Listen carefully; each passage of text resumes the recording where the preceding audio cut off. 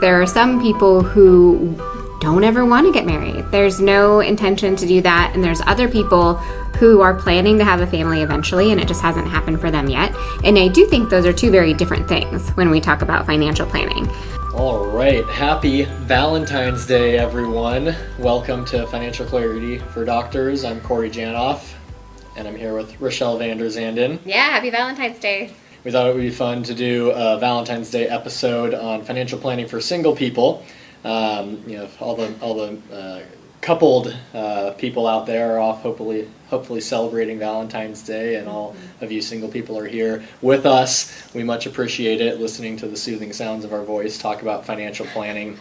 Shout out to Dan for inspiring this episode. Dan, you know who you are. Thank you for the idea of recording financial planning for single people and dropping it on Valentine's Day. When it comes to financial planning, from a 30,000 foot view, whether whether you're married, have a family, or you're single, it really all boils down to the same thing. What are your goals, and how do we go about accomplishing those goals? Mm-hmm. And a lot of single people and married people, I think, have the same goals. They want to retire at a decent age and still have a good quality of life, and they also don't want to have to work so hard that they just feel tired all the time. So there's a lot of things that are similar, but your Dan was right. There are a lot of things that are different too, and I do feel like a lot of times we focus on people who are married and people who have families and the different needs that they have. So I love that we're spending a little bit of time talking about something different today. Yes. Yeah. Speaking of tired, Rachelle and I both have young kids, and we were talking about how our children were up in the middle of the night last night, so you single people don't know how good you have it until your freedom is taken away, and Absolutely. The sleep is not a choice. It's it's determined by someone else in a lot of cases. So we'll occasionally find ourselves looking over the fence to see if that grass is greener on the other side, but no, I wouldn't change anything. Happy with the family situation. But despite the circles under our eyes. Yes, sometimes I envy the single people who can sleep in when they want to and get a full night's sleep. Absolutely. So there are perks to being single. Yeah, definitely. We're going to talk about some of those today, yes. For sure. And I do think there's also a difference between, not every single person is the same, just like not every married person is the same. And I think there are some people who don't ever want to get married. There's no intention to do that. And there's other people who are planning to have a family eventually, and it just hasn't happened for them yet. And I do think those are two very different things when we talk about financial planning. Can you talk about some of the different things that affects? I feel like it's a lot of things. Yeah, I mean, from top to bottom, kind of everything a little bit. Yeah. If you're planning to be perpetually single, probably the insurance planning discussion is a lot different. College savings isn't even brought up unless maybe you have nieces or nephews that you might want to save for. Whereas if you're planning to get married and have kids one day, you just haven't found that right person yet, you might be setting yourself up for those future goals. You might look at potentially setting some money aside for future college expenses, or set money up for a down payment on that bigger house because you're going to need more bedrooms once you have children. Maybe insurance planning. You're looking into life insurance while you're young and healthy, which we've talked about before. Use it as a future planning tool. Use your age and your health to your advantage. Lock in some coverage at your young, healthy rates, because if your health changes, you may not be able to qualify down the road when you actually need it. And I think one thing, disability insurance is a big one, I think, for both single people and people with families. Yes. And I think for people who are single and maybe intend to be single for a very long time, disability insurance can be very important because it protects you. There's no one else to fall back on at that point. There's no other income in the picture. It's you and your income, and that's what the entire financial plan is based on. So if your income is taken out of that scenario, obviously you're going to be in a world of hurt. So I think disability insurance is important for married people too, but even for single people, I hate it when people think that they just don't need as much insurance because no one's dependent on them. Yeah. Make decisions for yourself at that point. Yes, disability is a must if you're single, because without income, you're out of luck. Right. Whereas if you're married, I guess there could be two different categories of married couples. There is ones where it's a single income earner household and a dual income earner household. Obviously, if both spouses are working, the need for disability income on both of them might be a little less. You may not need to insure 100% of both incomes, but if you're single and you rely on your income, you got to protect it. That's the lifeblood. Without income, there's really nothing else to talk about today. So make sure you protect your income. Disability is definitely a must. Yeah. And I think, I mean, there's some other insurances too. Like, so we talked about life insurance a little bit. I think long-term care is one that a lot of our clients don't think very much about because they're young and they're healthy. But maybe some of them have come across it with their parents. But like that end of life care can be very, very expensive. And knowing that you don't necessarily have a family support system might change your need a little bit when it comes to long-term care insurance. Absolutely. The typical path towards needing assistance with daily living, typically in end of life scenarios. Although there could be scenarios where you're younger and you get an injury or disability that requires that need. But most people, think of it as a kind of the end of life type deal. The last handful of years or so. If you have a spouse, oftentimes one spouse, usually the wife, is the one taking care of the other spouse for a few years, and then it gets to the point where you need to hire help and eventually move into a facility potentially. Yeah. Whereas if you're single and you don't have anyone to take care of you, having that insurance could be more important because you're going to have to enter that need of hiring someone sooner or moving into a facility sooner where you can get that assisted living. And if you haven't planned for that, and I guess that could be a scenario where you plan ahead of time and you're able, to save up a bunch of money for that scenario. But if as a backup plan, it might be worth considering long-term care insurance. Whereas a married couple, it might still be important, but maybe not as crucial depending on the circumstances. Yeah, just something different to think about. I always feel like insurance is a little bit depressing to think about. You're always talking about these worst case scenarios that no one wants to even think about. Yeah. I mean, as with everything, case by case basis. Absolutely. Everyone's situation is different. The goals, concerns, needs, demands, etc. So I feel like one more positive thing that you can think about with being single is maybe the differences in cash flow. I think maybe there's some positives and some negatives there, but I do feel like I have a handful of clients who are single and they are able to save so much money because they don't have the same financial obligations that they necessarily would as a family. So, less expensive living situation, and they don't have to pay anything for daycare, stuff like that. That's very expensive with young kids. So I just feel like there's a lot of ways that they're able to save money and just like front load retirement savings. And especially for people that are planning to have a family at some point, like that can be great because it just gives them a little bit of a head start. Yeah, absolutely. Housing's a big one. A 1 or 2 bedroom home is going to be most likely, all else being equal, less expensive than the 3 or 4 bedroom home. Grocery bills, if you're just paying for yourself, probably less expensive than paying for multiple people, and especially once you have a family with growing children, once they get into the teenage years, they'll each you out of house and home. So you spend a lot less money on those things as childcare. We're assuming single with no kids. Obviously if you're a single parent, totally different discussion. Maybe we do another episode on that sometime. Yeah. But assuming just single, no dependents, no one that relies on you financially speaking, then you can definitely cut a lot of costs out and put money towards those goals.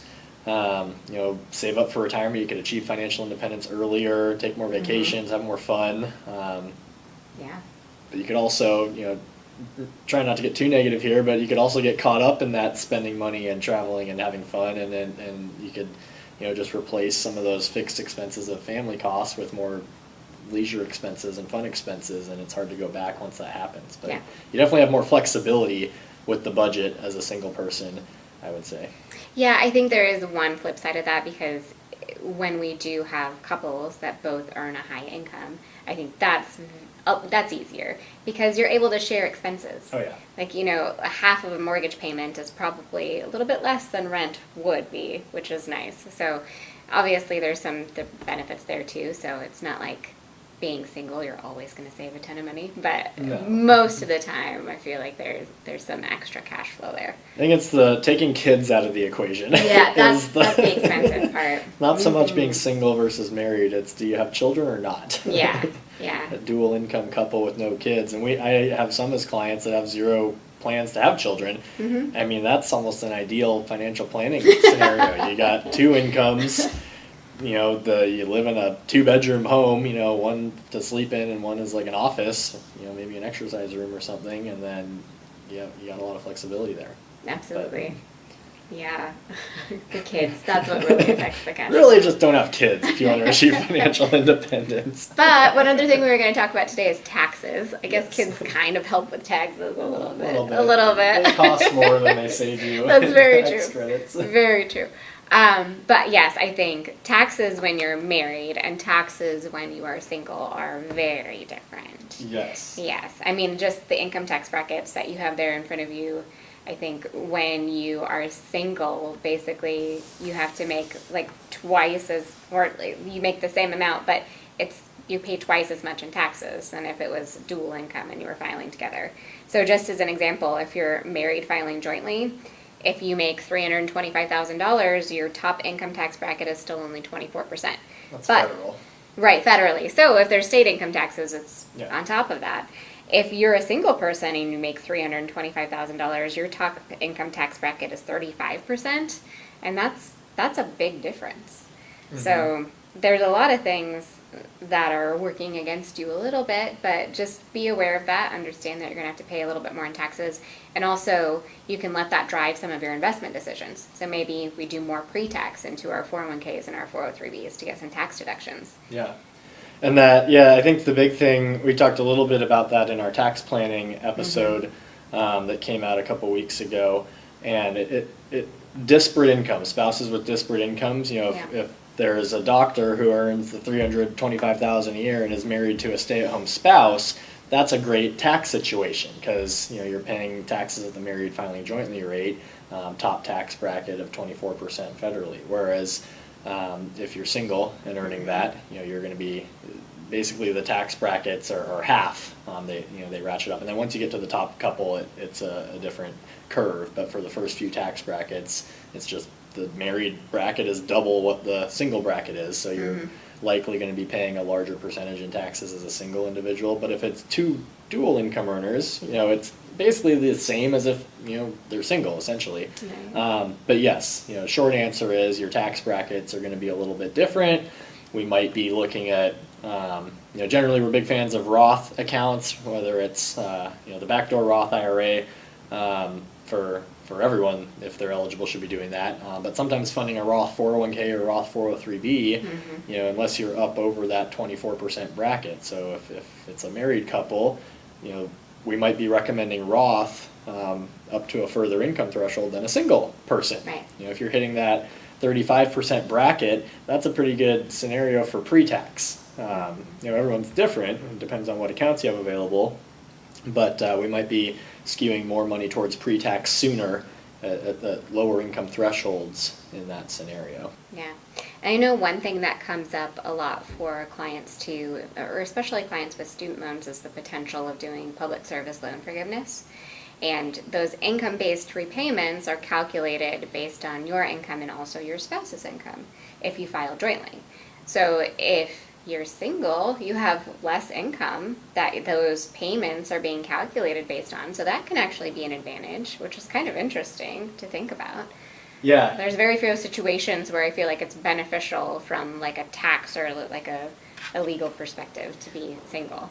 Well, it definitely makes things simpler. Right, which yeah. I guess is an advantage. But yeah, less stuff to think about, less scenarios to take into consideration. It's you only have one option, which is single income earner. Yeah. So it makes the decision a little bit easier, less choices there. But yeah, you're paying based on your total income. We talked a bit about student loans in one of our earlier episodes, and coming up with a game plan to get rid of those, whether you're married or you're single. It's the same. Figure out a plan to get rid of your student loans, get those behind you, and focus on some of your more long-term goals. Yeah, if you have some of that excess cash flow Get rid of 'em. and you're not trying to do PSLF or something like that. And that's a good, going back to the two different single people, those that Yeah. plan to be perpetually single versus those that ultimately want to start a family one day. You know, if we're planning to start that family one day, use those single years to really aggressively attack those student loans. Live like a student or a resident even when you're in practice. You know, it's pretty easy to do. You don't have to really change a whole lot from your lifestyle. You just got a much larger paycheck, but you can still live comfortably and take all that extra money, hurl it at your student loans, knock those out in a short amount of time, and then that'll free up, you know, potentially several $1,000s a month of fixed expenses that will then likely be replaced with childcare costs a few years later once you start Or a a family. mortgage. Yeah, or a larger mortgage on a house. Absolutely. So, Yeah. you know, getting rid of some of those expenses and some of those debts early on to free up your cash flow and make the future life a little bit better. I know one thing that most single people don't think a lot about is estate planning or setting up a will. And I think it's easy to justify, like, you need this to a family with kids because we want to make sure that the kids are, like they go to the person that you want them to go to if, God forbid, you weren't around. But with single people, like, there's still an argument for having an estate plan in place. We still want to make sure that the appropriate people are in the loop if you're medically incapacitated. And there are documents that you can set up in an estate plan where maybe you can designate a parent or some other relative or loved one so that they can be in the loop if something happens with you and some decisions need to be made. So there's a lot to think about there too. Absolutely. I think this is probably one of the more overlooked pieces of financial planning for single folks is it's still very important to have an estate plan in place.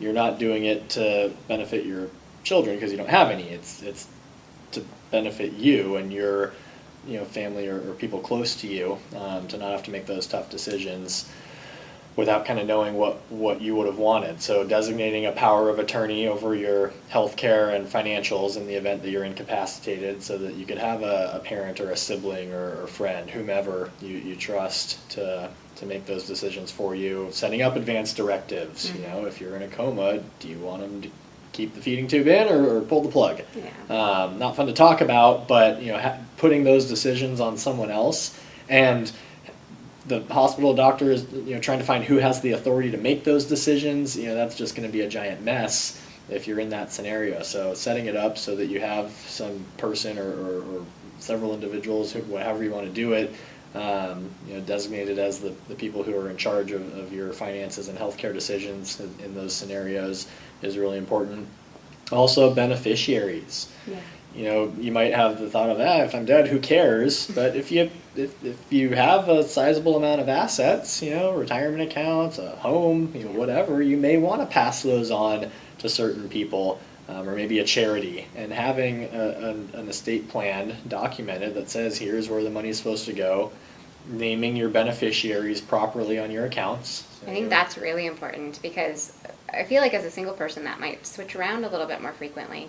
If you have a beneficiary that you named when you set up your 401k and maybe it was a parent and maybe that's not the most appropriate choice anymore, you should revisit those things periodically. Absolutely. Yeah. Still important to review the estate plan every so often, but just to ensure that your affairs are handled the way that you would want them to be handled if something happens to you.